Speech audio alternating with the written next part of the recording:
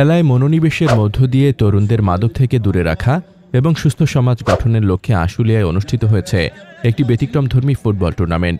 শনিবার বিকেলে আশুলিয়ার গাজীচট আকবর মণ্ডল স্কুল অ্যান্ড কলেজ মাঠে এ টুর্নামেন্টের ফাইনাল ম্যাচ অনুষ্ঠিত হয়।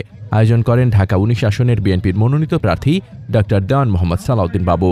ম্যাচে নির্ধারিত সময় গোলশূন্য থাকার পর ট্রাইবেকারে ১-০ গোলে সাভার সোনালী অতীত ফুটবল একাদশকে হারিয়ে চ্যাম্পিয়ন হয় মিরপুর সোনালী অতীত ফুটবল একাদশ।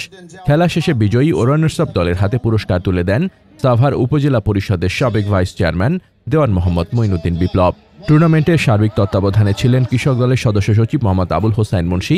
এ সময় আরও উপস্থিত ছিলেন ঢাকা জেলা ছাত্র দলের সভাপতি মোহাম্মদ তবিজউদ্দিন, যুব দলের সাবেক যুগ্ম সাধারণ সম্পাদক জাহাঙ্গীর আলম মণ্ডল, থানা বিএনপি সাংগঠনিক সম্পাদক মোহাম্মদ মনির হোসেন মোল্লা, ধামসোনা ইউনিয়ন বিএনপির সভাপতি মোখলেসুর রহমান খান ইলিয়াস শাহী, ইয়ারপুর ইউনিয়ন বিএনপির সভাপতি আব্দুল হাই আল হাদি, ঢাকা জেলা উলামা দলের সিনিয়র যুগ্ম আহ্বায়ক হাফেজ মোহাম্মদ মাসুদুর রহমান দেওয়ানের সঞ্চালনায়।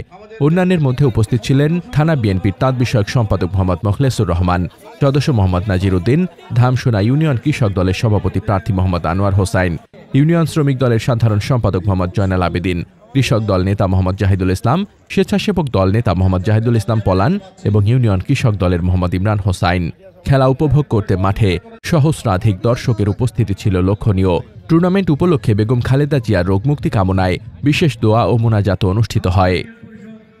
মোহাম্মদ শামীম রেজা, দৈনিক খোলা চোখ।